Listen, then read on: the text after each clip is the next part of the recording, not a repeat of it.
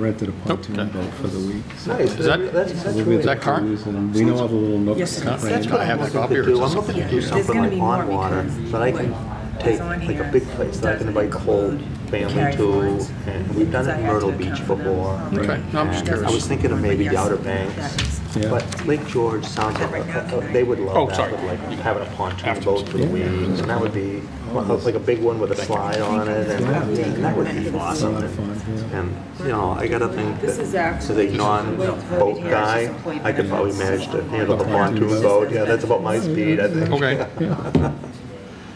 There's places where you can hike, you can anchor the boat, and you can hike up to a waterfall. It's Yeah. fun, and you know, Yeah, I would just like a place that I could take all the grandkids. All right. I'm sorry, do you want Mark Duffley to zoom in or no? no, No. we told them don't bother. Nope. We already sent them a I message. just called him, I was like, Yeah. All right, Area No, 50. we had sent them a message. oh, okay, I'm sorry. Area are you ready? So hopefully you didn't get confused. Oh, he's totally. Did you call him? All right. I would like to call the July 9th meeting of the Carver Board of Selectmen back to order. Let's see. This meeting is being recorded by Area 58 Community Access Media, Channel 9, and will be posted by Area 58 on YouTube as soon as possible. There are openings on several committees. Please refer to the front page of our website for a listing and application. Would you all mind please standing for the Pledge of Allegiance? Allegiance to the flag of the United States of America, to the republic for which it stands, one nation, under God, indivisible, with liberty and justice for all.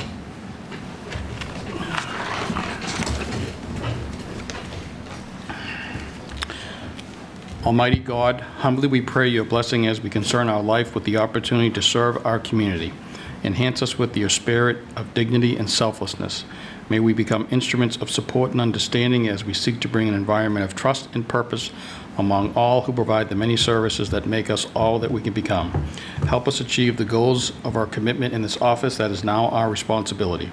And especially we lift our prayers for all the citizens of the community that we have been allowed to serve, that they may discover the fullness and joy of life that we all seek, and keep those serving in our armed forces and our first responders in our hearts and thoughts. Amen. Amen. All righty, first item on the agenda, as always, citizens' participation. Would anyone like to come up and make any comments?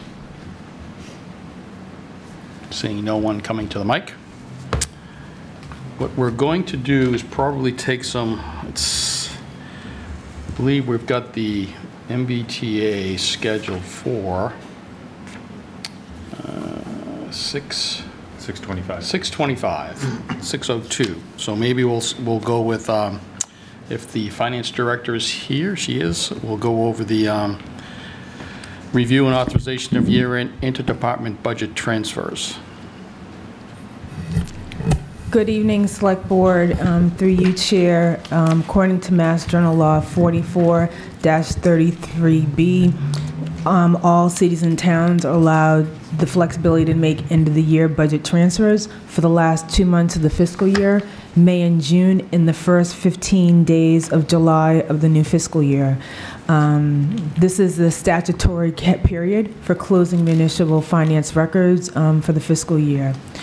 The amendment to this law actually changed, and so end-of-the-year transfers may now be made from health insurance, debt service, or other unclassified and non-department line item appropriations. In addition, the amount that may be transferred from any department under this procedure is no longer limited to 3% of the department's budget. So tonight, I'm here to request a transfer, a year-end transfer for the following departments. The first transfer I'm requesting is $30,948.64. I'm asking a transfer from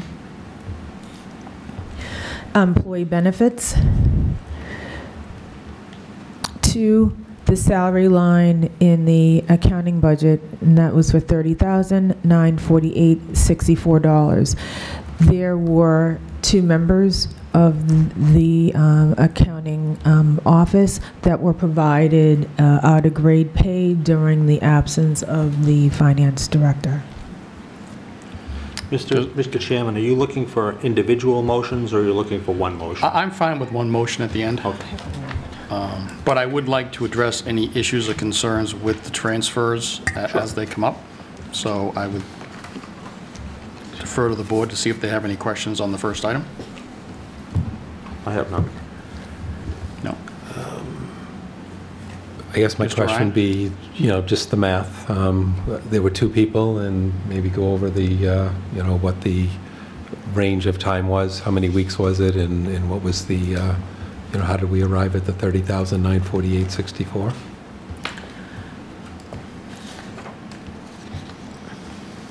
Through you, Mr. Chair, the total amount within the salary for the accounting office, there was $3,200 worth of overtime salaries. So we had staff in the department that were provided overtime.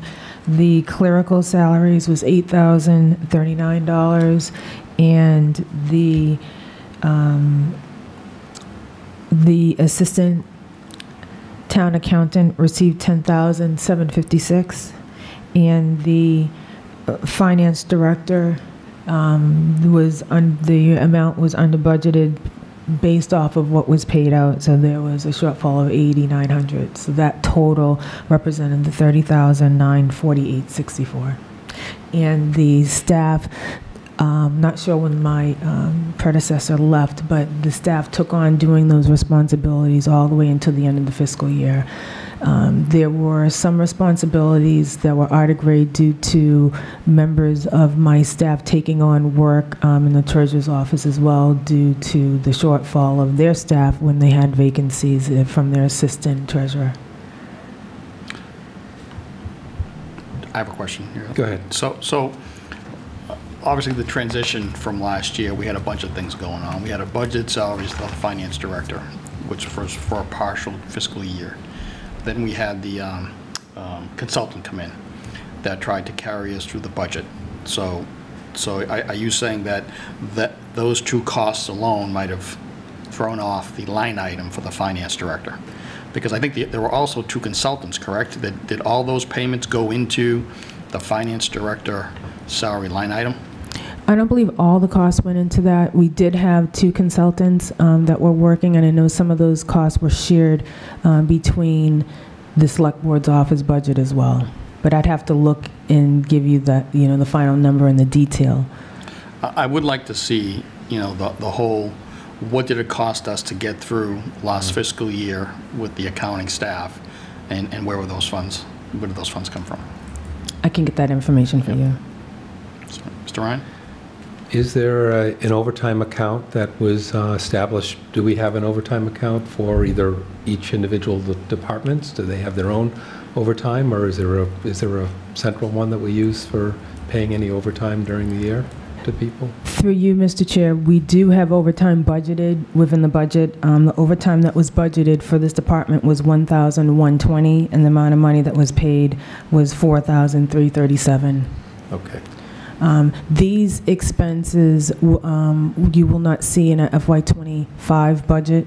We're working and making sure, since I started, a lot of the duties, once we're able to get through the fiscal year, a lot of my duties will be taken on by myself, and we won't have as much work once we're able to upload everything within Vadar and get everything reconciled. So I have not provided overtime to my I have not provided any out-of-grade pay to my staff for FY25. I think when you look at it in totality, we went, I don't know, I'm not sure if we got one financial report with the system conversion and changing of staff, and to be sitting here at the end with just $89,000 worth of transfers, I think is surprising on the good side. Yeah, I think I agree.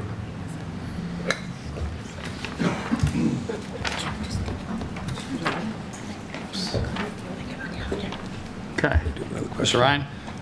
So my other question is that it looks like in the plan here, we're transferring from employee benefits in multiple cases here. So it's like 66, 76 plus $1,000. So you're saying there was an excess of over $76,000 in the employee benefits account that is available for us to transfer? That's correct. So in employee benefits, and this question came up before, when we do the transfers, we'll actually go in, as we do it on the line item, statutory categories, just employee benefits as it was voted by town meeting that you see in the appendix. But employee benefits includes health insurance premiums, life insurance premiums. It includes Social Security payment. We budget for health insurance mitigation, unemployment, and there was a surplus in that budget that covered those different expenses. And I guess the following would be, what was the surplus in the benefits? So we have $116,000 in health insurance premium surplus. There was a, $17,000 surplus in health insurance mitigation. And that's all we had for a surplus in that department.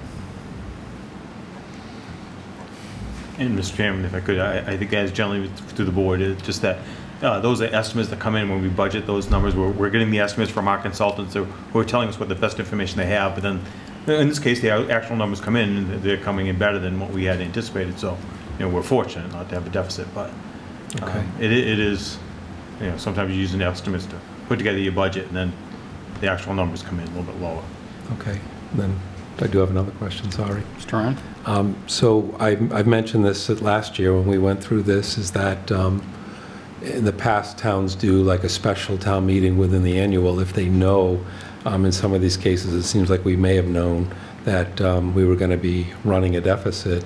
And I guess, when did we realize that we were running a deficit, and why would we not do a special within the annual so that at town meeting you could take care of these things versus, it seems like the amount of money, like $30,000, seems like it's, even though it's within, our, amount that we can vote on, but it seems like in the past, Carver and other towns sometimes do a special within the annual to handle anything that they know during the year has been running a deficit.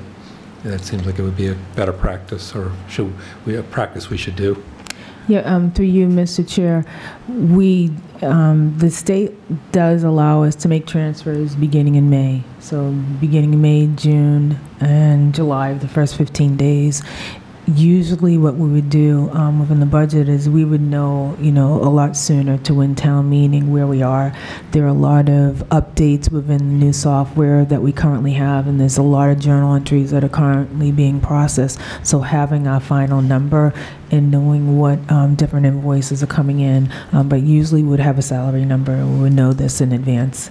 And I did know there was a deficit in the salary budget when I started, because as I running these reports monthly, I can see where the departments are having shortfalls, and the projections for the salary and for the budgets are normally done in January and February as we look at the first half of the fiscal year, and then we'll have projections that we run for the rest of the year. So any given point in time, we'll know if we're going to be short, and we would be able to come to the select board in advance. And if it's in time for the town meeting, that's something where they can vote an additional appropriation.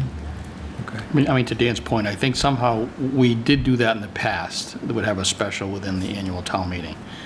Usually we didn't try to, it was significant items, big items that we knew were going to be problems. So I think we should adopt that going forward versus wait until the end and start moving everything around from buckets and things like that. I just think from a practice standpoint, which I'm fully confident, like you said, you'll be doing forecasts and seeing these things come, and only for the big items that we didn't anticipate.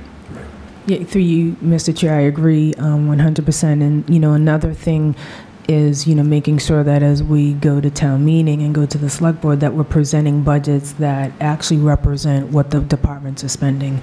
So, I'll be working with departments as we move forward, to make sure that, continues. Okay. Any other questions? Final one. So do we need to vote on the specific account that we're transferring, it's general to say employee benefits, but should we be making motions relative to one account to another account? Or can we be as general as, from the employee benefits into the salary? Or do we need to, how do we specify that? Through you, Mr. Chair, it only needs to go into the summary. Behind the scenes, when I actually do the transfer, it will hit a particular object code, but based off of statutory votes that were done by town meeting, the statutory category was only voted as employee benefits. Okay. All right, next item. Do you want to make a motion on each one, or we just? I was going to make a motion at the end And then make a motion at the end, okay. on the total balance. Okay. The second transfer I'm requesting is from the assessing department, in the amount of $4,954.92.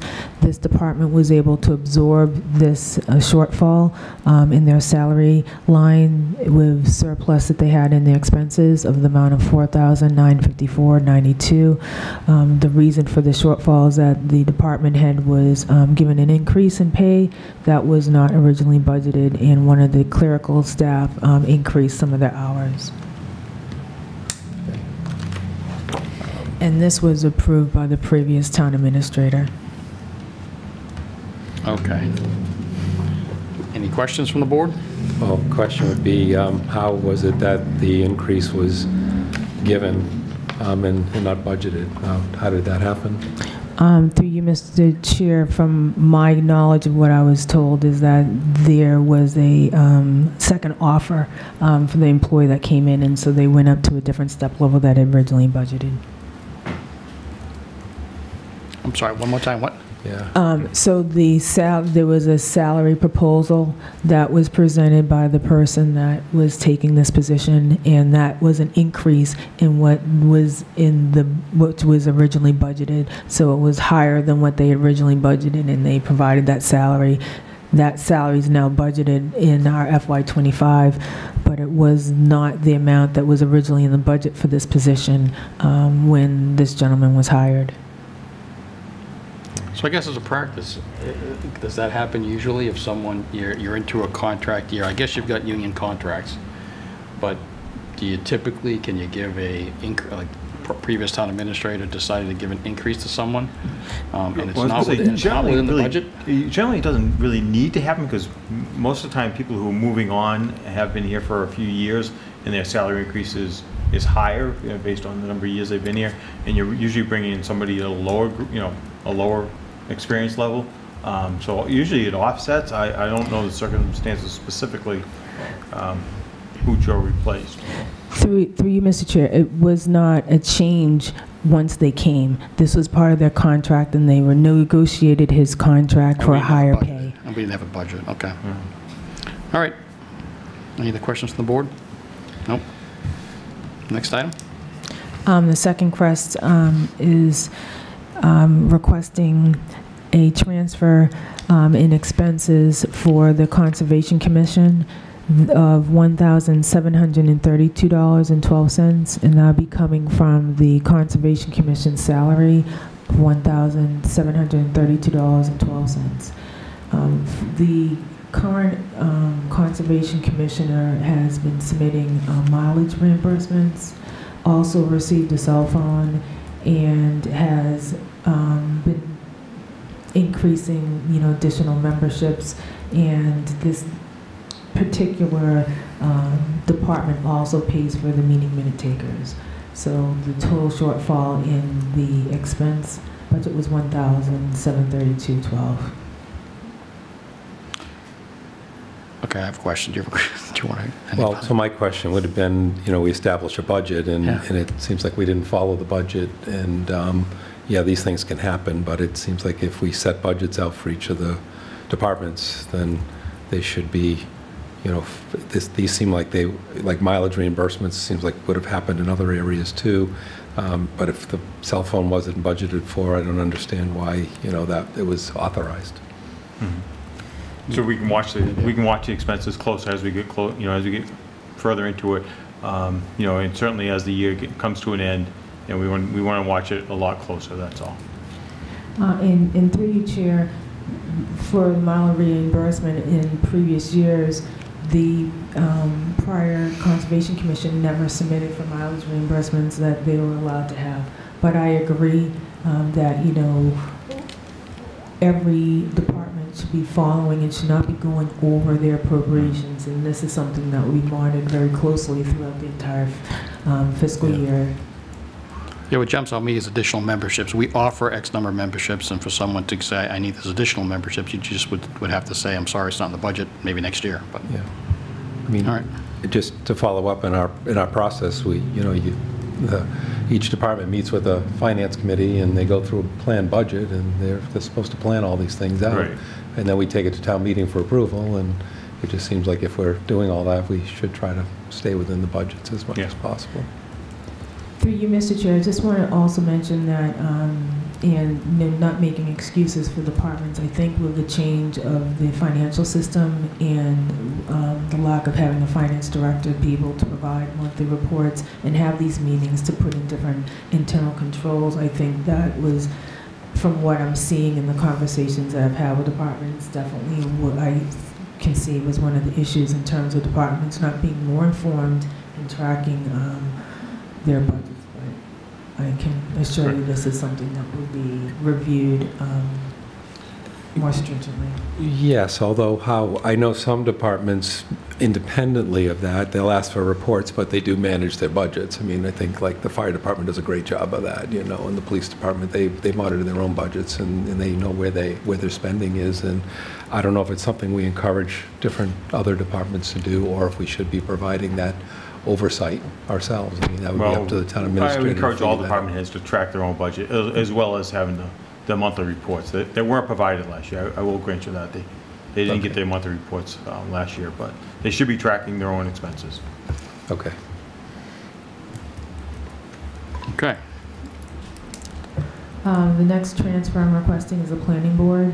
We're requesting $4,299.52 being transferred from the planning expense line to the planning salary. And this deficit was due to a staff member whose hours have been increased. Whose hours have been increased due to the workload in that department. And this also includes, you know, a department head stipend that's for that department head managing the Green Communities Grant. One thing, like as you're looking at the salary, the deficit here is a bottom line number, you know, in terms of salary. So there are sometimes areas as you look at the full budget where there's some savings, but the net amount had a shortfall of the 4,000. And so, you know, I try to explain why that shortfall came up, but this is that reason for the plan. So it's more than not just one item, it's multiple items that are causing the total for the department to be over. That's correct. Mr. Townsend. Thank you. Through you, Mr. Chair. I guess the only question I have is on the stipend for managing the Green Communities Grant. I'm not questioning the stipend. I'm just wondering if we give a stipend for managing the grant, wouldn't that have been included in the budget at the beginning of the year? That was my question, yeah. Yes, that should have been included in the budget, and I know that for FY25, we have included that in the budget, so you see those in the figures. You know, one of the things that we worked on as we presented FY25 budget was going through the salary amounts and making sure that we had a proper accounting of all the different stipends and you know, longevity and incentive pays that are part of employees' contracts that we should be budgeting and paying for. So was this stipend just missed? It just wasn't included in the budget to start? I believe it was just not included in the numbers. Okay, thank you. You're welcome. All right, next item. Next item is the police department. We're requesting a transfer in expenses of $29,150 and in salary $7,600. This transfer requesting from the employee benefits of a total of $36,750. The shortfall in expenses come from a few different items. For the expenses, there was repair for one of their vehicles that was unforeseen, that was around $9,000 to $10,000. There was ammunition around $5,000 that should have been charged in FY23 and it had an FY24 budget. And there were some additional uniform allowance. They had some new hires for services in their salary line. They also had new training requirements. It was around $9,000 in training requirements. And they also had $9,000 in the sergeant promotional exam. So there were additional expenses in this department. I think that with the police department and working with the chief, we're really looking at what the actual costs are, for this department. I've seen in the past that these budgets have been there have been transfers for the police department, so we're working together very closely to make sure that we have the amount budgeted. If there's not enough money to cover the expenses of that department, then we'll definitely have to come back to the select board to discuss it. Mr. Townsend.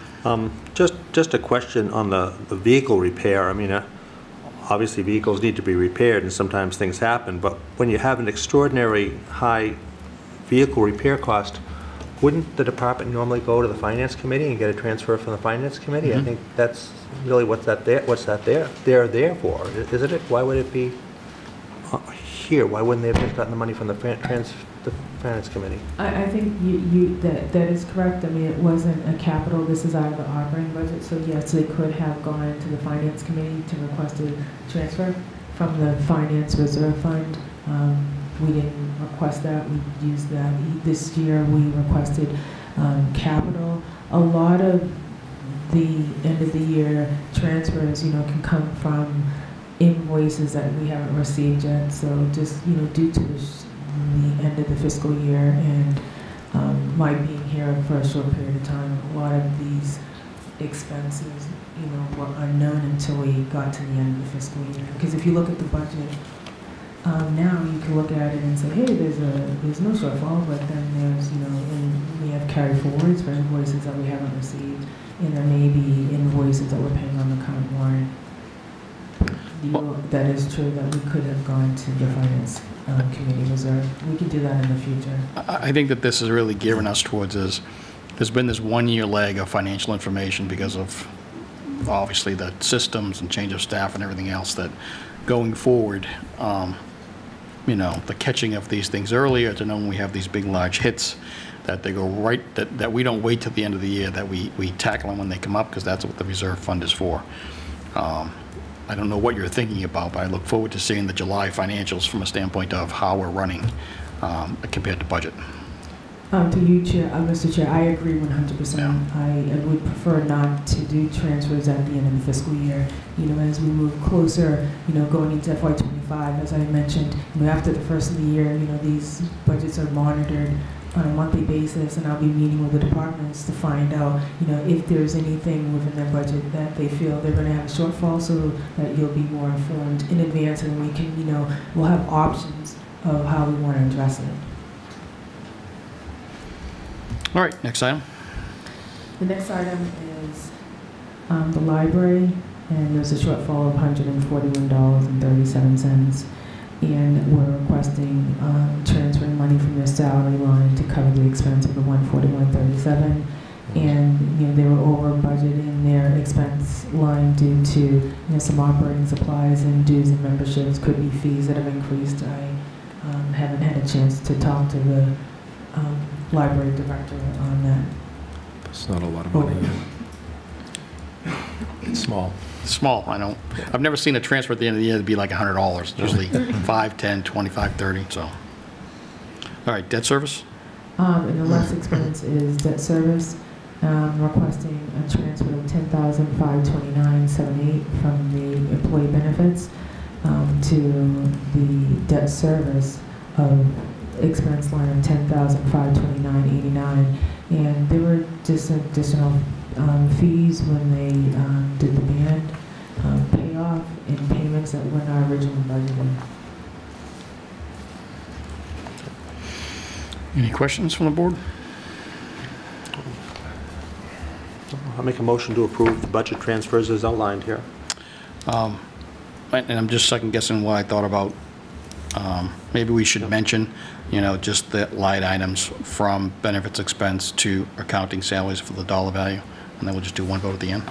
Would you mind? Okay. Making that change? You want the individual? Just there's only 1, 2, 3, 4, 5, 7 of them, yeah. Just from the account on the right to the account on the left. All right, I'll make a motion to transfer $30,948.64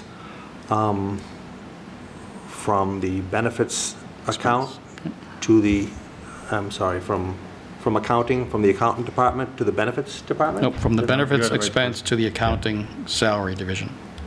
That's right, from the benefits, I'm sorry, reading it backwards. Nope. From Yeah, benefits better to read it accounting. backwards. And I'll make them, you want individual motions? Just to read them individually, and then we'll do a motion at the end for the $80,000, just so people can hear what we're moving. All right, motion to transfer $30,948.64 from benefits to accounting, $4,954.92 from assessing to assessing salaries. Salary. All right. Motion to transfer $1,732.12 from the Conservation Commission to Conservation Commission expenses. Motion to transfer, $4,299.52 from planning to planning board salary, $29,150 from benefits to police expenses, $7,600 from benefits to police salary, and let's see, $141.37 from library to library expenses, and $10,529.89 from benefits to debt service expenses. Thank you, Mr. Townsend. We have a motion? Just one quick thing to point out is that... Did I miss one? No, sorry. The amount on the debt service number doesn't match on the two columns, but It just... should be 10,529. So I don't... 10,508. 10,529.89. There was a typo in the There's a typo. transfer from. I just noticed And that. that's, I think, the number I read, so. Okay. All right, we have a motion. Do we have a second? Second. Motion second. All those in favor, say aye. Aye. Aye. Opposed, 0. 3-0 to approve. Now, we had that other transfer that we had talked about earlier.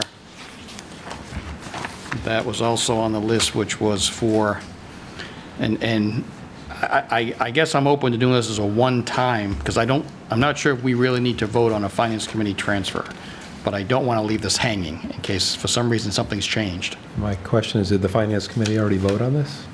They voted on it last night, so they voted to transfer $10.9 thousand from the Reserve fund. Finance Committee Reserve Fund to fund fire capital for the change order that occurred with the Bush. Okay. It is my understanding that the Select Board had to approve this as well. I could be wrong on that, and they don't, and that's something. Well, I think Glenn brought up a couple of questions. This is going from an expense to a capital fund. Maybe something's changed, but I just don't want to go back and revisit this and just, this will be a one-time review of the Select Board on the Finance Committee's votes, because typically we wouldn't be doing that. Motion to transfer $10,991.31 from the Finance Committee Reserve Fund to the Fire Department's Capital Project Fund. We have a motion. Do we have a second? So before I second it, my question is, if the Finance Committee already made this motion, would we just vote to support their vote? It seems odd that we're making a motion on the same exact thing that they did. So they're authorized to do this. They did it, under the authority that they have. Would our motion be just to also do the transfer, or to just support the vote of the Finance Committee's recommendation to do it? So do we say that if the Finance Committee recommended to do this, we're just going to vote to support their recommendation, or do we have to vote to actually do the transfer? I would, just to be Subtle. cautious, let's vote to do the transfer. I think Mr. Okay. Carter, the chairman, has said, let's make this a one-time thing. We'll check with DOR to see if this is required. I do not believe it is required, but we will double check. Seems easier just to vote on Do it. it, not have to come Yeah, back don't and have worry about another it. meeting do it, to come take back care and of vote it. again. Okay, I'll We have a second it. motion. Do we have a second? We have a motion and a second. All those in favor say aye. Aye. Aye. Opposed? 0. 3-0. Okay. All right, so going back to our agenda, we're now going to move forward with 625 item, the Housing Production Plan and MBTA zoning bylaw update from our town planner, Thomas Bott. Mr. Bott, would you like to come up? Is it okay if I sit over here so that I can... Wherever you like. Very good. Thank you. We have tons of questions, hopefully we have all the answers. Mr. Chairman, members of the board, vacationing town administrators, thanks for having me tonight. What I want to talk about tonight is our housing production plan and its segue into the MBTA communities bylaw. So you see on the screen in front of you, this is the same flyer that was at town meeting. It's on our town website, and this is a survey we're taking as part of the housing production plan. So what is a housing production plan? As SERPID's website speaks to it, a housing production plan consists of a comprehensive housing needs assessment, set of affordable housing goals, and accompanying strategies to get you to that point. That analysis, in conjunction with conversations with the community, live meetings, surveys, we will actually have some of the folks from SERPID at Old Home Day at the end of July across the street, talking about housing as well. And lastly, there's an implementation strategies to see how the community will achieve those housing production goals, as well as a timeline to get to that. It's essentially, it's a snapshot of where we are, where we'd like to go, and how we propose to get there. We're currently working with SERPID to update the housing production plan.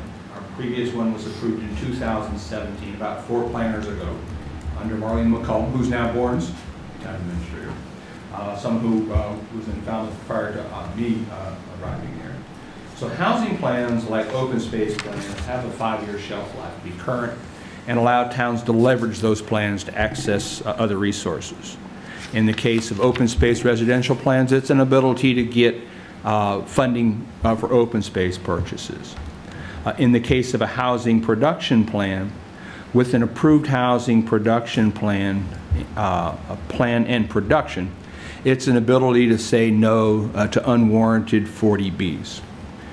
So to repeat that, for a housing production plan to be effective, it both has to have an approved plan and there has to be production, and we'll talk a little bit about production or the lack thereof.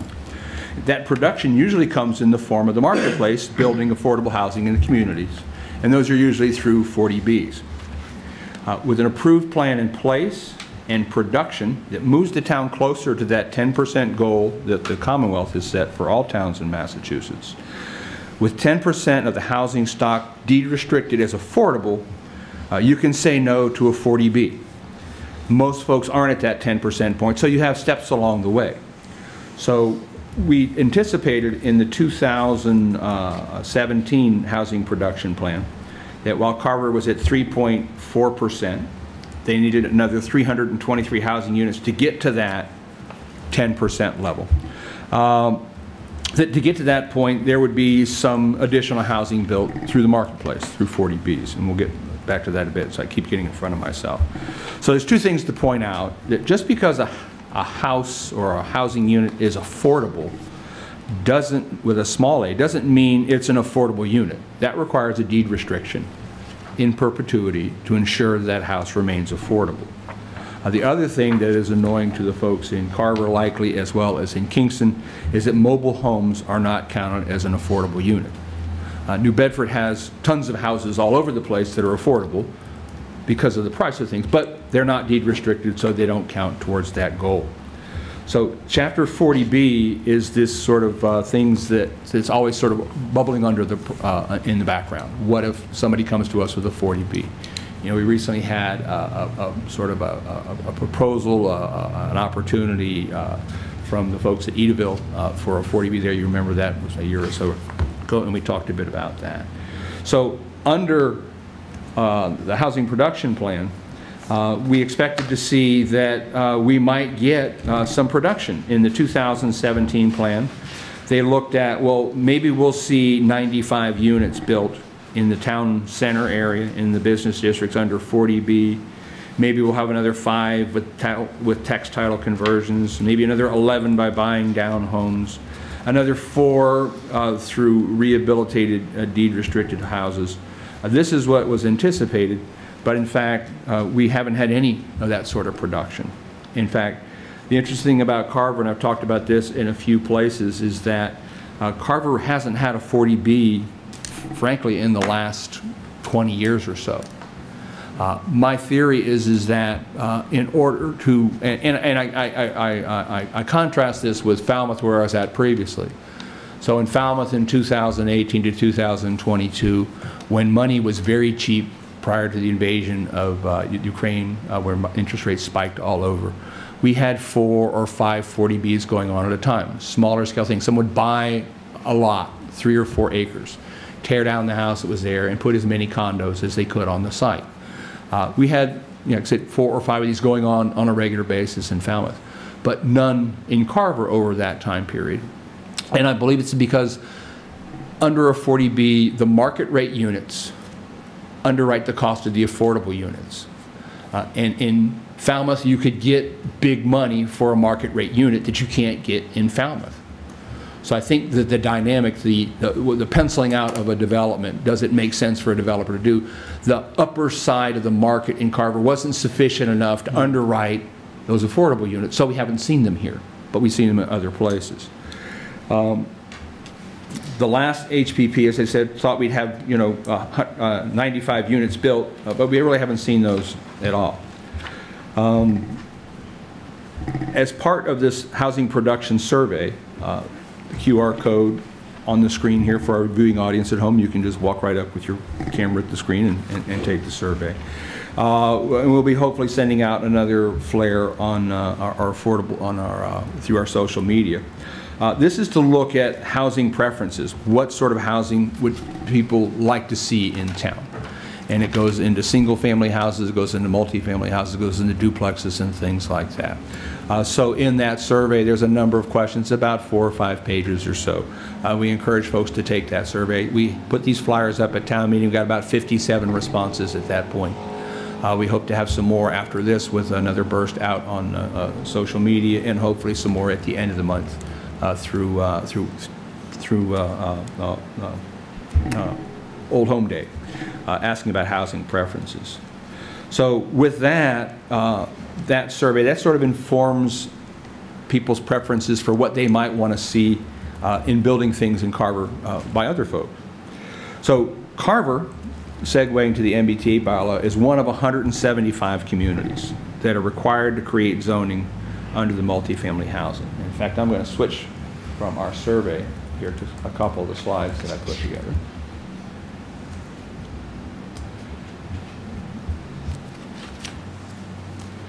So, so the MBTA bylaw impacts 175 communities in the Boston metropolitan area. They're required to create zoning, nothing else, creating zoning. Carver is one of 35 adjacent to transit communities. So if you're a community with transit, you have a much higher number of units you have to produce. So the numbers are based upon where you're at as far as on the transit map and how many housing units already exist in the community. So Carver is one of those 35 adjacent to transit small towns, which is required to create zoning to allow 235 units of multifamily housing suitable for families. So this is not age restricted. This is anybody is allowed to move into these units. And the requirement for Carver is to create that zoning by December of 2025, which is why we're working on the housing production plan now to build some of that groundwork. That number is the 33rd lowest in the state. You have to have a minimum gross density of 15 units per acre, and we'll look at some pictures of what that sort of thing looks like. There's no minimum land area required for adjacent small towns. Those 235 units, as I said, can't be age restricted, and only a maximum of 20% can be affordable. Mr. Chairman, just, I hate to interrupt you, but That's just a fine. quick question. I have had some people reach out to me about this like they often do. And one question that's out there, and maybe this is only a requirement of an MBTA town that has actual an MBTA station in it, is about the required 50 acres. So that's not required in Carver, right? That is not. Okay. So, I'll get back to that in just a second. So these are the requirements on the screen right now. Okay. If you're a rapid transit, if you got commuter rail in your town, 50 acres. If you've got commuter rail in your town, 50 acres. If you're adjacent, 50 acres. If you're an adjacent small town that Carver is, it's not applicable. All right, thank you. Yeah.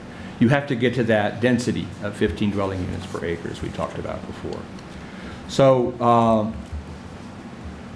this is the map, and these are those requirements we just talked about.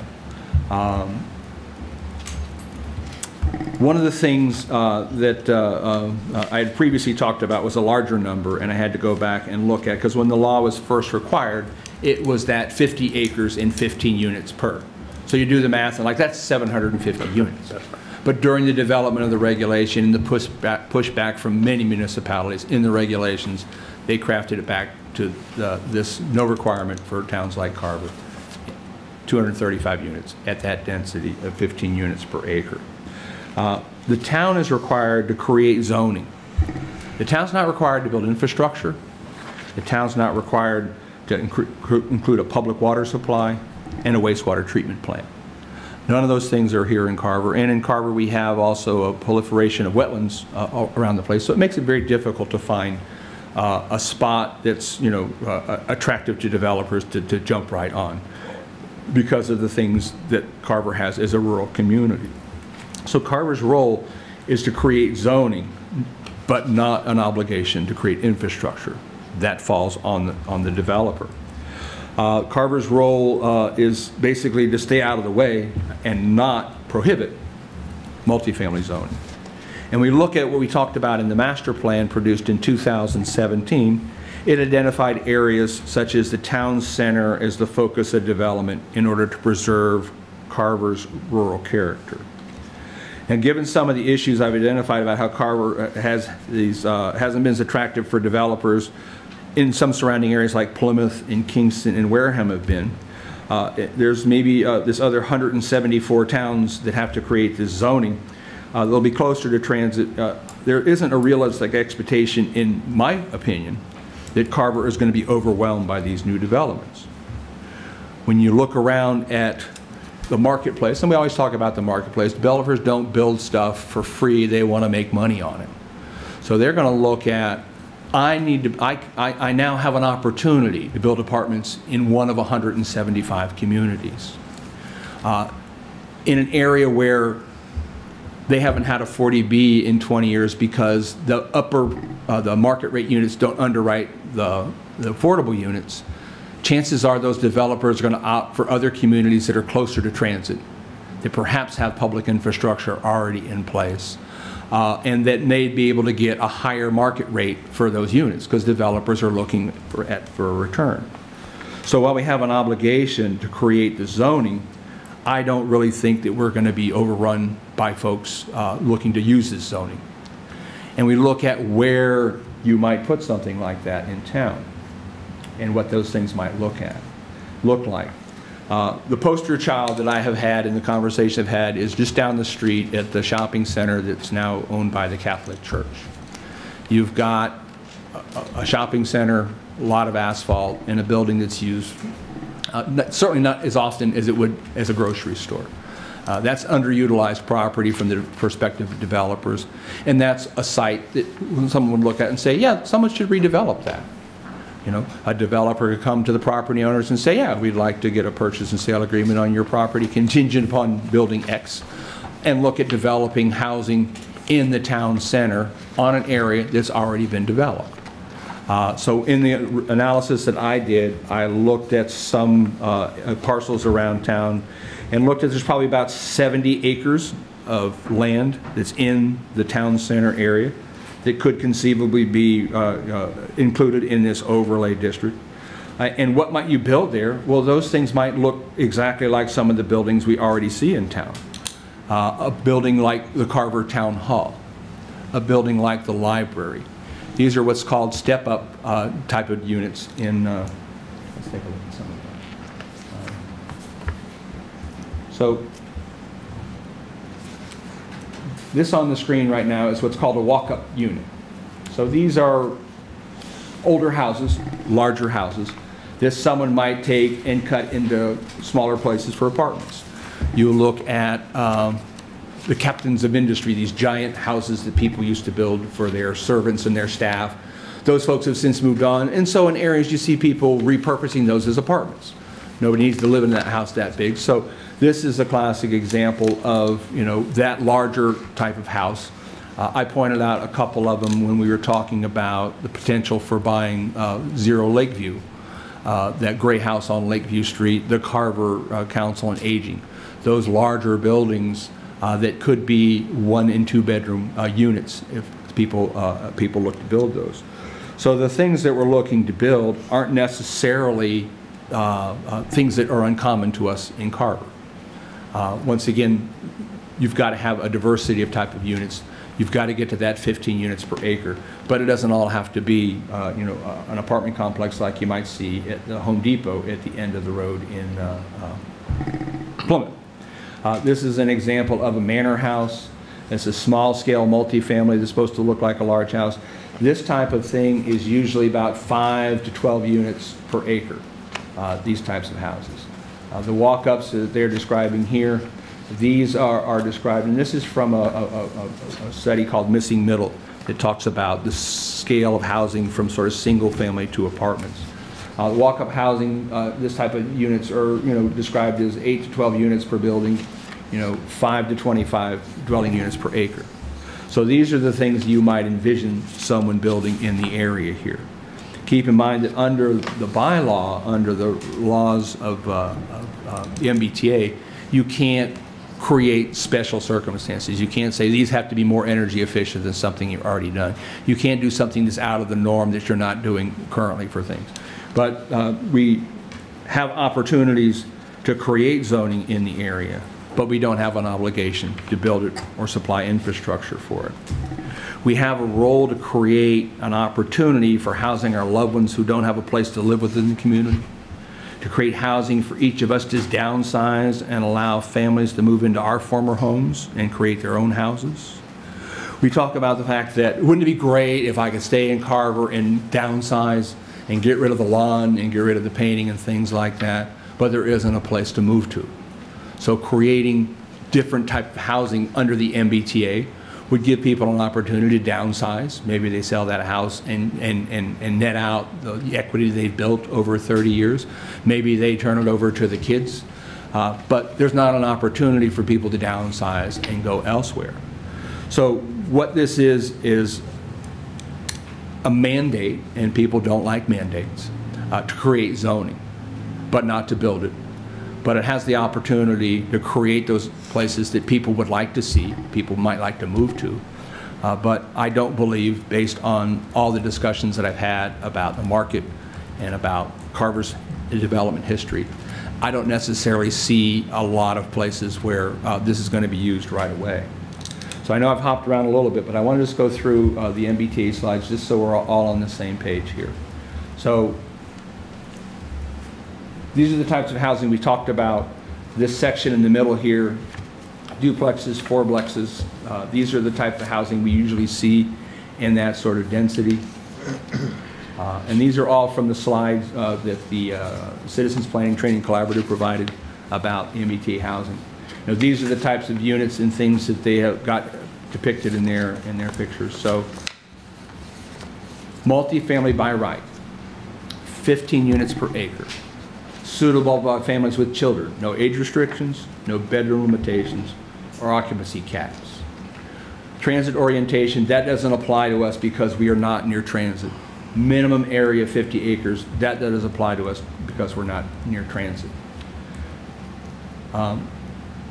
We talked a little earlier about this. There's no minimum size for the area that we're going to zone. And it has to be as of right. It can't be a special permit. And as a special permit, I'm a little in the weeds here, allows the planning board to have a tremendous amount of discretion. These things can be built through site plan review, which we already have. And site plan review isn't discretionary. Site plan review says it's got to be X, Y, and Z. If somebody comes in and builds something that's X, Y, and Z is spelled out in your regulations, then they get their permit. During that process, we look at drainage, we look at traffic, we look at all those things that go into building something to make sure we're not creating any sort of negative externalities. You can have mixed uses in these, retail on the first floor, apartments over top. I look at a lot of places where there's worker spaces where innovative folks have got maybe their 3D printer and they're doing their business printing, making whatever they're making. They live in the loft upstairs. The office is downstairs. It's great because it minimizes traffic, gives places for people plans to work right near their businesses and things like that. And as I talked about, multifamily can't be required to meet higher standards that you have in any other of your developments in your municipality. Single family and duplex houses are one building code. Multifamily is a different building code, a different zoning code, and has different requirements for fire suppression and things like that as well. Important clarifications, and I'm going to read them out because I've touched on them a bit before. The 3A compliance guidelines do not require multifamily units to be built. You have to zone for them. They do not compel communities to design nor pay for new infrastructure to accommodate future multifamily housing. They do not mean a district has to have this uniform density. You have to average 15 units over the entire scope. So you may have a smaller density as you back up towards other residential properties in the area. You may have a greater density towards the street, but you have to overall net that 15 acres. It does not allow people to override Wetlands Protection Act, which is very important in Carver with the provision with the prevailing wetlands we have, nor Title V, which are the septic requirements. And it doesn't allow a municipality to get a waiver or exemption. It requires you to remove zoning barriers, but as they point out, and as I point out, you may not see these developments come to the town for years.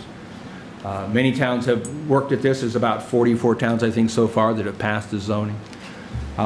Press coverage has been, positive and negative, and a lot of people have talked about, well, we should fight this. We shouldn't let people decide what our zoning is. My take is deciding not to create the zoning, deciding to go the way of some other towns to say, we're going to fight this, we're going to say no. Then we're going to likely be spending money with town council on dealing with lawsuits or court actions or whatever that's happening to me. Not that I have any objection to town council, they're lovely people. I just don't want to give them money for something that we should do, that we need to do, and likely don't have the ramifications that you might have heard about people express concerns about because of the particulars of Carver's economy and geology. And I'm happy to take any questions you folks might have. Board members, Mr. Townsend. Good, thanks. Mr. Bonnet, this gets to be a complicated issue, so I appreciate your patience. So we are an adjacent small town. We're not an MBTA community. So I know, like in Kingston and I think Middleborough, they're told they have to their housing zoning has to be within, I don't know if it's a half mile, a mile. It has to be pretty close. That doesn't apply to us, right? Nope. We could if we chose to make this zoning, we could do it wherever we wanted to. We don't have any requirements as to where it has to go. That's correct. But it's by right zoning. So I know you and I have talked before about the possibility of some, 40B or something coming into the town, and if somebody did that, they'd probably have to create a public water supply. And if they had to create a public water supply, then you always have the potential for something to happen to that water supply down the road. So I know we've talked about them having to post a bond or something like that to protect that water supply. With this being by right zoning, if somebody wanted to do that, would they have to post that bond? Could we require them to post that bond, or is that not applicable? Yeah, I would venture to say, and we'd have to, consult with town council on that specifically. But you can't build the development without the infrastructure. And in order for those folks to get that infrastructure permitted, they're going to have to do that work, and I think that's part of the process in requiring that surety bond. And planning boards have surety bonds for other things as well. So I'm fairly confident that you could have a surety that requires that, whether it's through escrow or something else, sort of like a homeowners association. Yeah. You put money in that on a regular basis, so when your septic system fails, you can go out there and collectively get those things done. And that was my next question. So the same thing would apply to a septic system, because you just couldn't have a regular septic system. You had to build some type of wastewater treatment plant on site, I would think. Yeah, and at this sort of density of 15 dwelling units per acre, it's hard for me to envision having a septic system that covers that because of the size of the leaching field that you need to have. Because you've got, you only got so much real estate to deal with. And we look at the prevalence of streams and wetlands in the area here. And we talked about you could build this anywhere, but the master plan in 2007, you talked about building things, here in the town center. So there's 3 areas for future development to preserve Carver's rural nature: the town center, Green Business Park, and the Spring Street Innovation District. Those 2 are commercial sort of developments.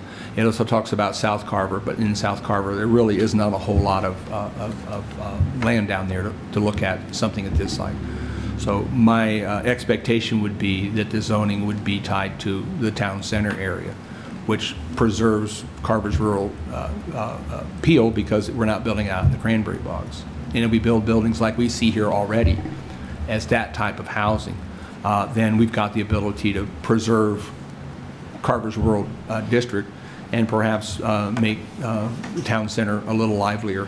And maybe even, I can't speak to emergency services or something like that, but it certainly wouldn't be a very long run if police or fire or EMT had to go from here down the street. So, because it's by right, and I think from what I heard you say, we have no say in what type of housing would be built in this area, right? We can't specify, hey, we want duplexes or triplexes or this style of home or that style of home, or they just build whatever they want, correct? Well, you basically make parameters as far as design guidelines. We don't have design guidelines in Carver. And under my experience with 40R in Kingston, early days you were allowed to have specific design guidelines for something like that, and then they sort of backed off on those. But I think that the prevalence of the types of housing that are available, I just don't see somebody coming in and building a 4-story apartment complex like you see at Home Depot. I suppose it's possible. Because it's by right, do they have to comply with our height requirements that we have in existing zoning? Yeah. So our zoning is going to be what they have to work on, the zoning that we're going to create. Now, if you say you have to build 15 units per acre and the height limitation is 35 feet, well, there's people at the state who do math when they look at these things. They says, well, there's no way you can get 15 units per acre at 35 feet based on the land that you've got. So that height requirement was likely to be larger than that, 2.5, 3 stories. But once again, when we look at multifamily, and a few folks have said, well, we don't have a ladder truck to fight something like that sort of fire. One of the things about multifamily housing, multifamily building code, is it requires fire suppression built into the development. So the things that we like to see, that's why a lot of commercial buildings are 7,499 square feet, because you build a commercial building that's 7,500 square feet, it has to have fire suppression. So in this case, as multifamily, that fire suppression we built into the building code they have to deal with. I mean, one of the concerns I think I do have, I have an office in North Plymouth where the old Walmart used to be by Cottage Park, and they've basically filled that entire parking lot with these big boxes, and I would hate to see that come to Carver. I don't think that fits in Carver's character at all, and I would have a concern that that's what you would see. Big boxes? Big boxes. They're basically apartment boxes. Yeah, there's the buildings themselves. Yeah. I thought maybe in addition to the apartments. No, yeah. There's big square, no character Yep. buildings, and I don't think those are appropriate anywhere in Carver. And that's my thought. Thank Mr. you, Ryan? Mr. Chairman.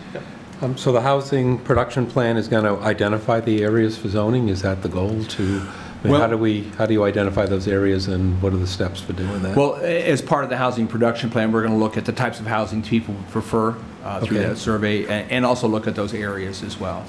So the housing production plan is sort of a precursor to set the table for the MBTA zoning bylaw. Okay. And just a comment, I do know over the years, a lot of people have downsized and retired, but they've gone to South Meadow Village. I mean, we don't count that as affordable housing, but I do know for many, since I've been in Carver, a lot of people have downsized, and that's where they tend to go. It's a good choice for them. They're still in Carver and still enjoy the rural quality of Carver, but that's where, we have had that as an option for people too. Yeah, and I've had the benefit of talking to some very long-term Carverinians, Carver folk. Carverites? And I asked, I said, well, how did the town feel when they started building these mobile home parks in your rural character? Yeah. And I knew this person lives in one of those now. Yeah. So I kind of, I said, so how did people feel about, well, they didn't like them. I said, but there are people in Carver who live in them now, right? Yeah. And they're like, well, So change is hard for people. And I think this produced a great benefit for a lot of folks on the South Shore, having the mobile home parks that they've got, the two in Kingston, the ones in Plymouth, the ones in Carver. But unfortunately, under the guises of affordable housing, they don't count towards affordable housing. And this is the other thing to say about this 10% goal, which is laudable. I don't think getting to 10% affordable housing should be your goal. Because every time they do the census, there's a new number. So right now, our number is what, 346, whatever I said the number was. So in the 2030 census, when they count all the housing, they go, well, you've got a new number now.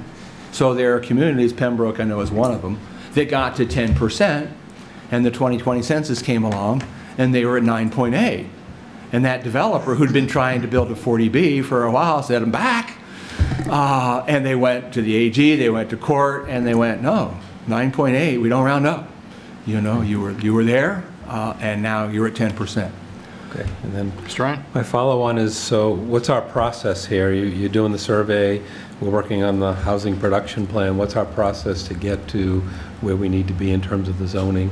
How do you see this playing out, and what's the time frame? Yeah, so we will likely be looking at engaging with some folks through SERPID, perhaps in writing these. The other benefit is that a lot of other towns have produced zoning that has passed muster with the AG that we can look at. But likely, we're probably going to need some assistance with some of the technical things through zoning, whether it's through town council or elsewhere. But we'll be working with our partners at SERPID and here as well to create that zoning. And knowing what doesn't pass muster is very helpful. And the folks at DHCD, which is now the EOL, the Office of Housing and Livable Communities, they also provide service as well. You can basically bounce ideas off of them in draft zoning and things like that to look and see how it works in their compliance model. Okay.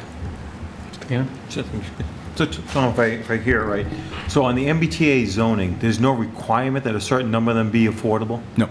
But there's a maximum of 20%, right? Yeah. Only 20% can be affordable. Is there a benefit to Carver to be 20% at affordable? Because it helps us with our affordable housing stock? Well, it does, and I've talked about,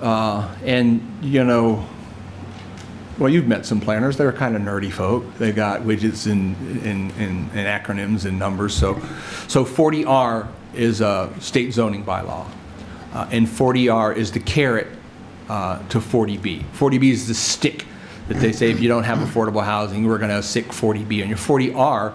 Is the town opts into this, and so the town goes, we want to create a 40R district where we want to put multifamily housing at. So you get a 20% max on affordable housing under 40R. In addition, in creating the zoning, the state gives you a bonus payment. So in Kingston, when we developed zoning by the train station in 2007, because we developed zoning by the train station on a 100-acre site for 590 units of housing, the Commonwealth gave the town of Kingston a check for $600,000 just for creating the zoning. In addition, there's a $2,500 bonus for each unit that's built in a 40R district. Not for the affordable units, but for every unit that's built. So there's an incentive to create a 40R district, a financial incentive as well. And there's also a provision in the bylaw called 40S, where if the influx of people who moved into your community start to throw your school district's budget out of whack, then there's additional supplemental funding available from the Commonwealth to help with those school issues.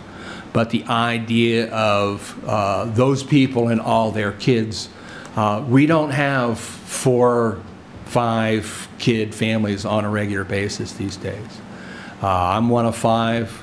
My mother tells me all the time, I was 4. She says I should have stopped at 3 because I was the 4th one. But, you know, we don't see those large families. You know, there are a few communities that do have that. But, you know, typically we see, you know, 1.7-ish kids per school. So we don't necessarily see the influx of folks. Pine Hills is a great example. How in the Pine Hills people worried very much about all these houses they're going to build in the Pine Hills is going to kill the school system. Well, in the Pine Hills they had to build their own wastewater treatment plant and their municipal water supply. And at one point there was 19 students in Plymouth Public Schools from the 3,000 houses in the Pine Hills. And that was a product of both the design of the type of units they were building there and a lot of those people, because the Pine Hills is a lovely place. I couldn't afford to live there. But some of the people who live there go, well, I'm going to send my kid to, you know, the private school up the street to Boston College or someplace like that to go to school. So there's a lot of boogeymen out there about it's going to do this, it's going to do that. We're in the midst of a housing crisis, and some of the slides that you've got that I didn't talk about was the Chamber of Commerce. The South Shore Chamber of Commerce had commented in their 2030 report that we have a housing deficit of 40,000 units or something like that. And the cost of housing in the Boston area is driving some businesses away. They want to start a smart kid company, and they look at the cost of housing and they go, our people can't afford to move here, so they move to places like Austin, Texas, and other places. And while people go, well, I don't care about Boston, but Boston and a strong regional economy is what gives us the quality of life we have here in Carver. Because you can go to town to see a Red Sox game, you can go to town to a museum. Those businesses that provide enough buyers, so there's a grocery store in the area. There are places where are food deserts. And if you lose the strength of your regional economy, then the character of the whole region changes. You look at places in the Rust Belt, Detroit, built every car in America for years and years and years. When that industry left, for whatever reason, the quality of life, not just in Detroit, but in the region, changed. Because the economic engine that provided all the benefits, all the things that people loved, suddenly wasn't there anymore. So it's very important, as a region, 175 towns in the MBTA, 25 towns in the South Shore Chamber of Commerce area.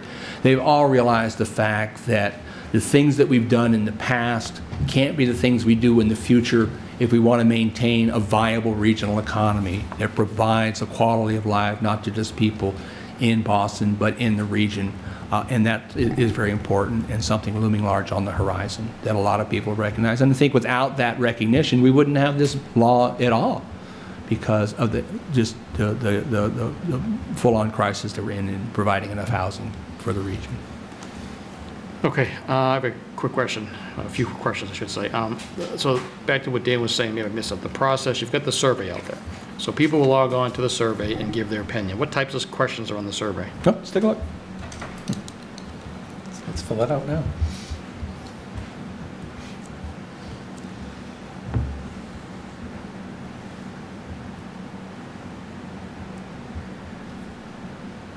That's going to be real easy for a second, wasn't it? Let's go to the website. It's Jay Leno.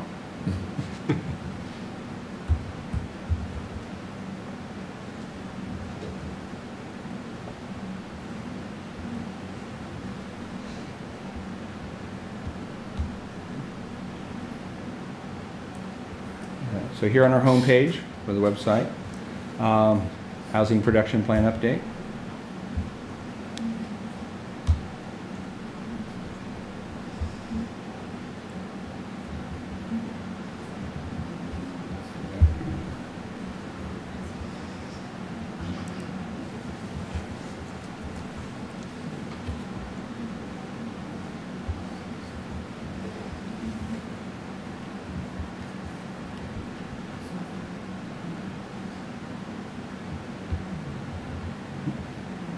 Not very good with the cursor, am I?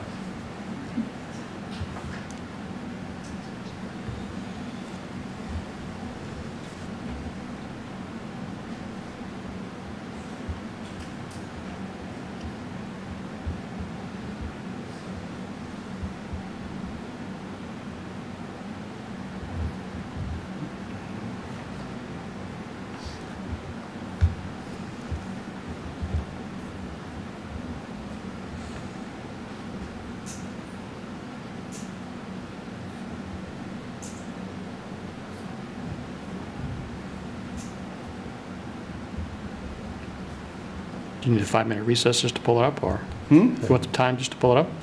Yeah, we take a second.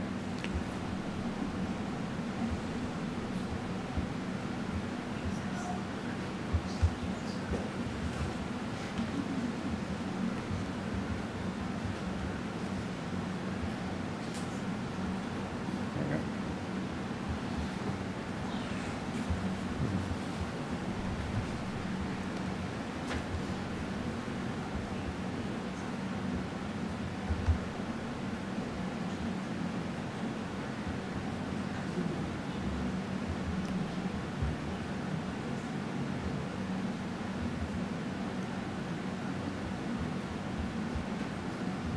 Okay. Tom, I just emailed you the link. I don't know if it worked.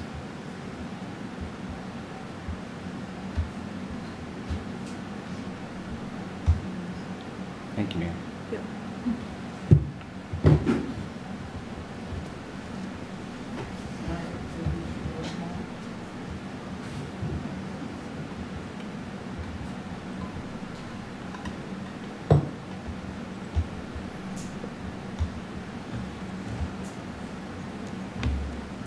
There it goes. That was easy. All right, so the Carver Housing Survey. Takes about 10 minutes, it says. So questions, are you a Carver resident? Owner, rent? How long have you been here? How old are you? What's your race or ethnicity? Do you have school-aged children?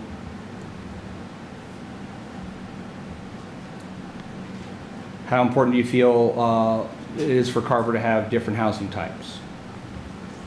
Do you feel Carver's current housing stock is meeting the community needs? Do you feel there's enough senior housing options in town? Do you feel there's enough housing options for families? Do you feel there's enough housing opportunities for veterans? Do you feel there are good housing options for younger residents, recent graduates, and individuals living alone? Do you think there are housing options missing in Carver? Are you concerned that you or someone you know will not be able to live in Carver now or in the future? If you answer yes to any of those questions, can you explain why? How much do you think a starter home should cost in Carver? Would you support a starter home program in town? And what other type of housing would you like to see? And we're going to get to the pictures here in just a second. Which types of age-restricted housing would you support? And here it talks about the missing middle, these housing types that are more dense than you would typically see. So, here's 3 pictures. What do you think of these small houses that fit in Carver? These bungalows, I think I strongly approve, I disapprove, I don't like those kind of cottages. What do you think about these duplex types that fit into town? Side by side, colonials, side by side with attached garage. What do you think about these cluster cottages? These are sort of smaller footprints where the houses are sort of all lumped together. Which of these types of small apartments and condo types would fit into Carver?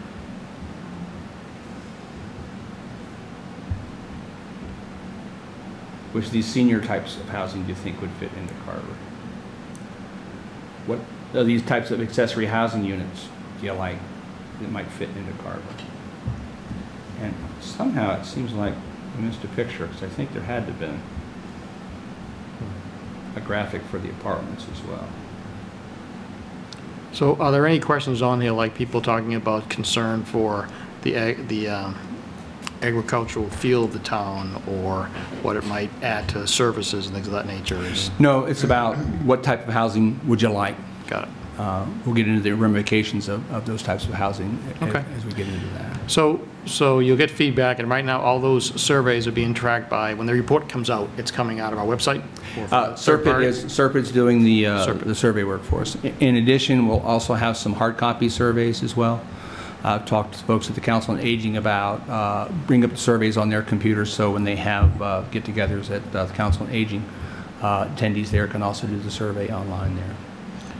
And is this something that once this zoning plan is created, goes to town meeting for approval? Yes. So you'd have to have it by April of next year in order to do it? Okay.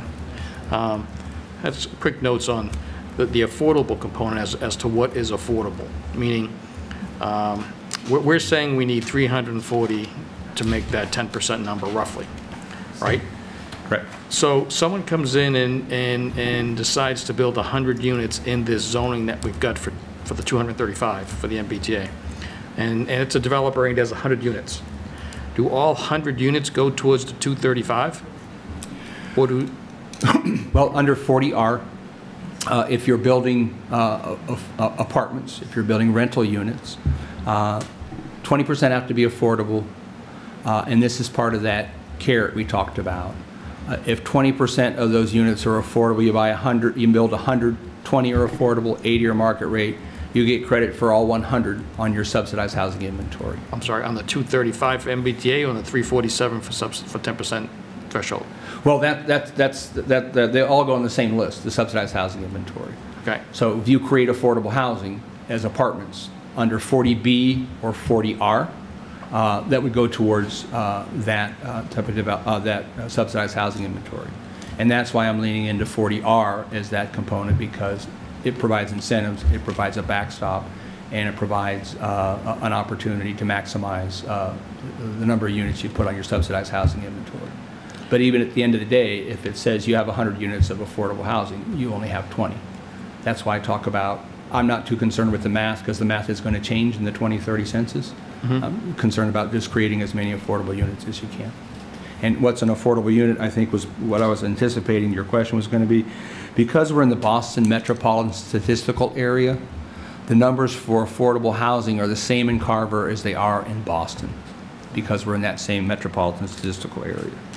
So in 2022, the median income, $140,200. That means that most of the residents in an affordable home earn $78,300 for one person. These are the income requirements. $111,000 for a family of 4. Affordable rents are capped. This is capped at $1,957 for a studio apartment. $2,908 for a family of 4 in a 3-bedroom unit.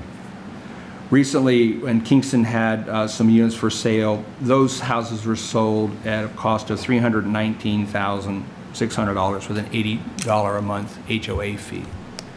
And I don't rent property in Carver. I haven't got an apartment in Carver. But it doesn't appear to me is that $2,908 for a 3-bedroom apartment is something that people are going to flock to. But that's the cap on the affordable units. And that's why I get back to that point, is the market decides where they want to build at, and Carver has not been attracted to that market because of the dollars and cents that come with us being in the Boston metropolitan statistical area. I know your questions are short, my answers are long. I'll try to do better. And can you zone, like if you talked about the missing middle and zoning the area that the church is in, you could zone someone else's property Yeah. So that they would, then the developer would come in and do a deal with them. Yeah, every piece of property in Carver zone. We didn't ask permission. Yep. That's not for the special type of zoning. It was something that they wanted the town to go find vacant land on and go do it. No, we look at the work we've already done. So the 2017 master plan said build stuff in the town center. So building on that and looking at those opportunities in town. And I look at things like when I looked at the mapping, I looked at places where I just saw a lot of asphalt. The EMT school up here being another one of those sort of things. The fire station, and former fire station and police station next door. That could easily be apartments. That could easily be housing right next door. Places where there's a lot of asphalt are things that are ripe for redevelopment, because most places are overparked anyhow. And when you go out there, you drive down the street, you see just blacktop.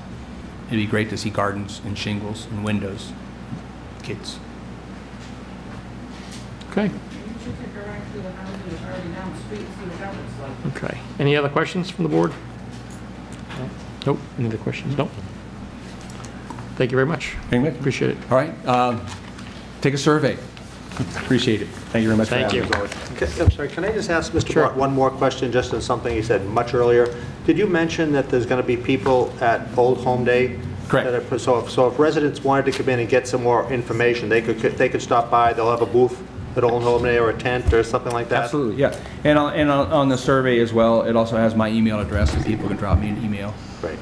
And sometimes people call and come in and visit. We talk to people in person. That's the nice thing about the post-pandemic era, that we get to see people and talk to them in person if they like. Thank you. Thank you, Mr. Bott. All right, I'm going to take a 5-minute recess. Is that okay? You need to? All right. Yep. All right, Area 58, we'll take a 5-minute recess. All right. Call the meeting back to order. The next item we have on our list, the appointment of Special Police Officer Joseph Ritz.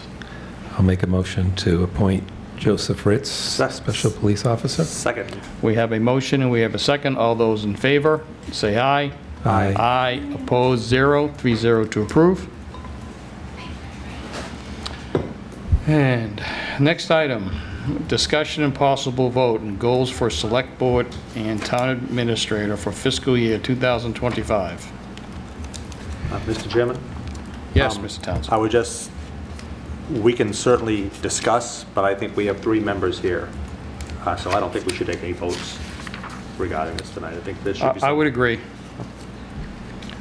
So I would like to, though, maybe go over them, and I'd like the board members to think for our next meeting how we'd like to handle these once we approve these goals and objectives, possibly looking at a ranking system, or given the town administrator, Mr. Gannon, direction on what would need to be accomplished in the short term or over his contract period. Like, we can't get him to fix affordable housing in 10 months. I'm not sure who might, well, I guess this was mine. No. Select Board goals for fiscal 25. Complete a plan for dedicating funds for capital planning needs, excluding free cash for the short term. So basically what I'm stating there is, and Glenn, feel free to, if you've got issues, feel free to voice them, is that we had at one point, and Mr. Ryan would attest to it, that there was a plan to carve out a certain amount of revenue out of our levy limit to have it grow on a regular basis, 2.5% per year, and once it hit a certain level, it would trigger capital projects. But you always knew you had that funding coming in. Sometimes towns use the old school method where you have free cash. You take your free cash and then you say, hey, I've got $2 million of free cash, and 10% goes here, 10% goes here, and whatnot. So it's a fluctuating number. The idea is coming up with a dedicated funding mechanism for it. Okay. Complete succession planning initiative for all department heads for the long term, meaning, example would be just like our finance director, when we had that period of not having a full-time finance director. We had everybody working very, very, very hard, but we didn't have that, second command, so do we have that in other departments? Something you should look at. Could I add to that too? Sure.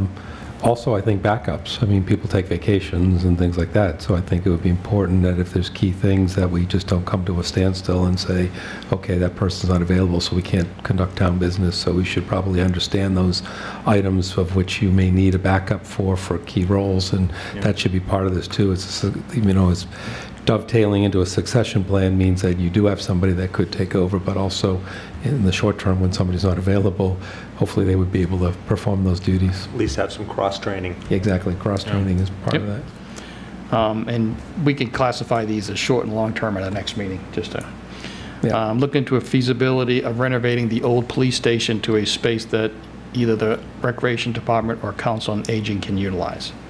I mean, this might feed into the fact that we do have an allotment of, I think, $50,000 that came out of town meeting to look at some of these things. So it's just something to be more proactive on. Let's see, that's a two. Okay, next one. Work together with the town planner and the planning board to make decisions regarding the MBTA zoning. Well, obviously, that's going to be something that is probably going to happen within the next year. So that was mine. That was yours. And I think, you know, there's a lot of decisions that I think we need to make there.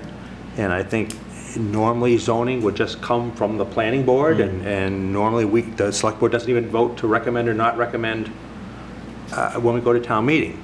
But in this case, with some of this MBTA zoning, depending on what happens there, that could really alter a lot of the things in town. We heard, you know, the planner talk about some things, and yes, you know, if we decide to opt out and not make that zoning, that might cost us some money with town council.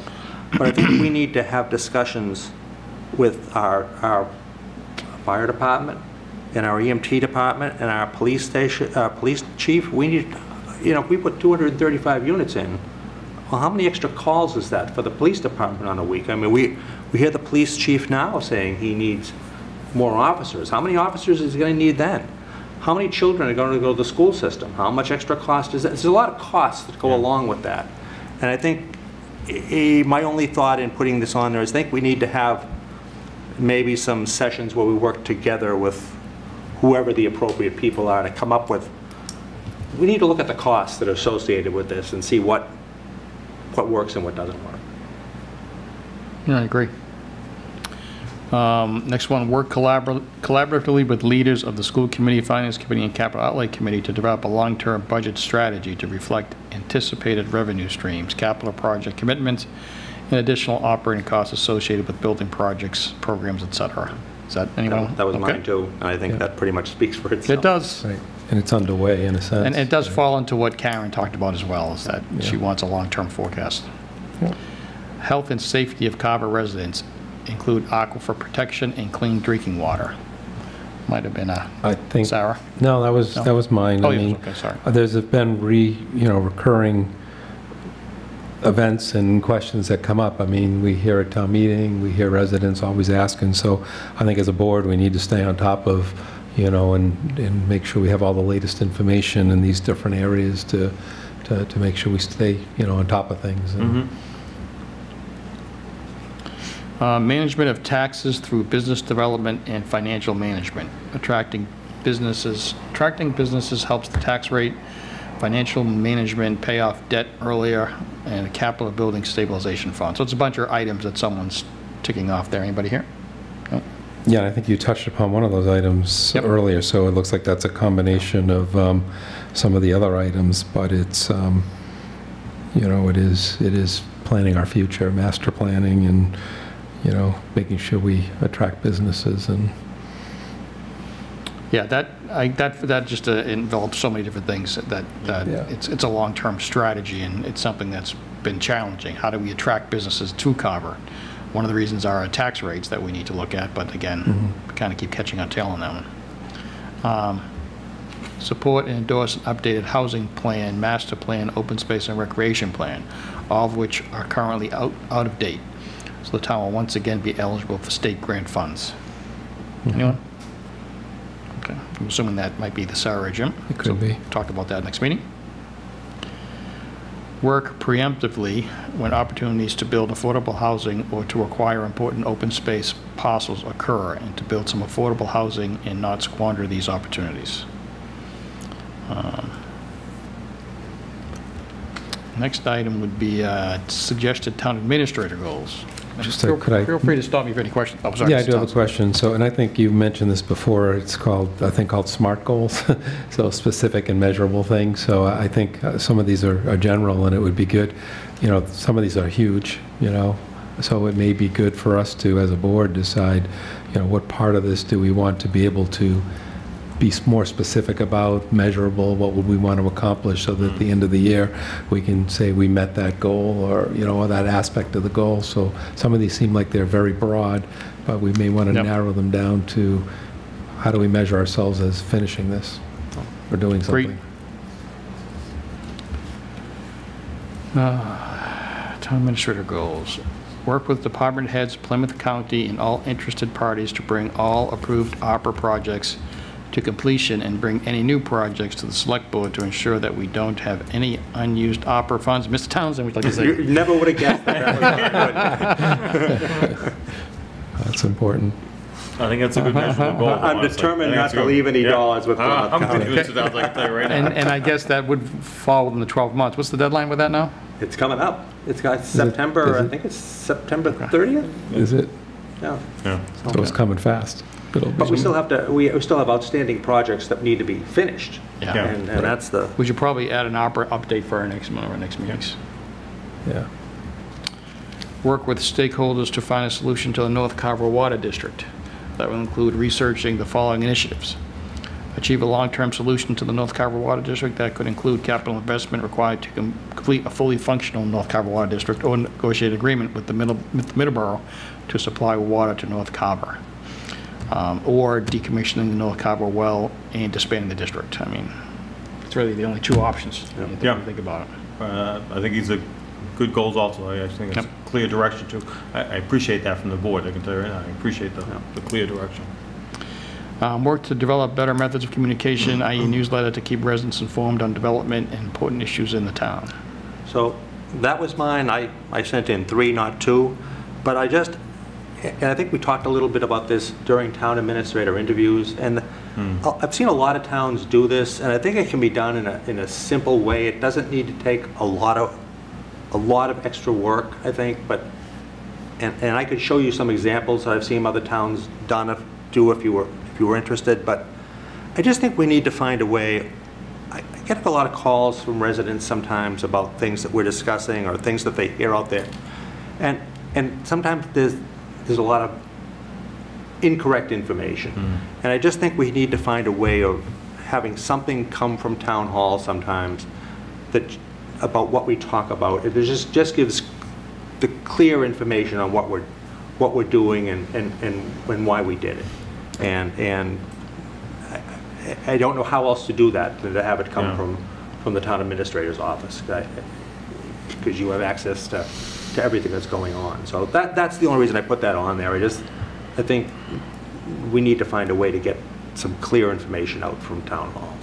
So I know we're not going to vote on these tonight, but so maybe Mr. Townsend and I could have a sit down. Maybe you could show me some of these examples. Absolutely. I'll tell you now, I certainly support the goal. I am concerned about the amount of work, and the only one I really look at is the Middleborough town manager. Yep. I haven't talked to him about it. He has to have a staff member on the thing. It is multiple pages. It's color. It's it's very elaborate. But Well, so it's interesting though. They do 2 different ones. They do a quarterly one, and then they do a monthly one. And the monthly one really is just a sort of a compendium of what the town administrator would be similar to our town administrator update. And that's really what it is. It's like almost a compendium of what the town administrator updated the select board on. So you're right, they do different things, but that particular one, the monthly one he does, is pretty simple. yeah, turning that one over. That could be something. And we can discuss it. We can discuss it. But, And would it be possible to maybe partner with like the schools, like if they're doing journalism or something, where you're just feeding the content right. and they like to design it and they can design and put it Maybe that is together? something we could look into. project. And again, we're not discussing it, but I think ultimately sometimes it might save time because Yeah. there's issues out there that sometimes people don't have a clear understanding of. And I think if they did have that understanding, it might save a little time rather than cost it. So just a thought. All right, work with the finance director to set up a realistic step-by-step timeline for completing the 2026 fiscal budget with a target date of January 31st, 2025. I think the only concern I have here is, and I'll tell you now, it's not the schools, I mean, it's not the town side, it'd be the school side, when I'd be setting an unrealistic date for them. But well, let's talk about that, because I think, we could talk about ours being ready on our side, and then working with the school to Sure. getting their information in as soon as possible. Okay.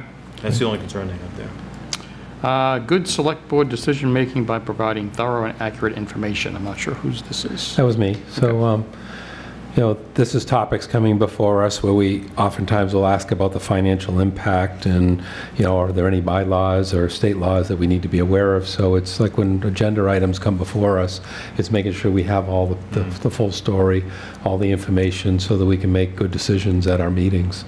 That we have all the important information for making those decisions. All right, the next one refers to getting the MBTA zoning passed. I'm not sure who this one might be. This is related to the housing production. Yeah, I would imagine maybe it's all related to housing It production. may have come from one of the other two members, yeah. I'm concerned about this one, to get the MBTA zoning passed. Yeah. I'm not really sure I have that kind of control No. or authority. I'm happy to make it a goal to get it to town meeting. I think Yes. Tom's going to I agree. work with Tom. I think that's probably what's, yeah, you're More not gonna realistic. twist arms. Yeah, Right. I don't know how the residents of Carver are going to vote. It's going to be It's going to be up to them. All right. yeah. Yeah. Here's one. Consider purchasing the United Parish Church for our COA. I didn't Anyone? even know that was for sale. I did. I'll tell you that Sarah did mention this to me one day. Just be asking you to look at the church to see if it was. It's for sale? I didn't know it was for sale. Yeah, I don't know. I didn't know it was honestly- for sale either. Nor did So I. it's something I could explore more. I think the COA's a newer, well, we can take a look at it. Yeah. I mean, that might be worth, getting, almost like forming a committee on that with Yeah. members from the COA and whatnot. Yeah. Okay. All right. So now we've got a first pass. We'll take a look at those and keep in mind our next meeting, as town administrator mentioned, is that when we go over these, maybe have an idea on metrics on how we're going to measure the success of the goal. Might be something pass or fail, meaning like a budget process, or it might be something like a 5% completion, something, All right. Okay, we got the approval of minutes dated June 18th, 2024. Motion to approve. We have a motion to approve. Do we have a second? Second. We have a motion to approve and a second. All those in favor say aye. Aye. Aye. Opposed, 0. Any select board announcements? Mr. Ryan? Just to remind people about the Carver Farmers Market on Sundays. It's a good event, so it starts at noon. Mr. Townsend? I'll just remind people that Old Home Day is coming up on July 27th, so mark your calendars. I'll just ask people to remember, Stevens isn't here, Shane gives thanks. They're always looking for donations, and it's a great cause. Right, our next meeting is scheduled for July 23rd. Would anyone like to make a motion to adjourn? Motion to adjourn. We have a motion. Do we have a second? Second. All those in favor say aye. Aye. Aye. Thank you, everyone, and good night.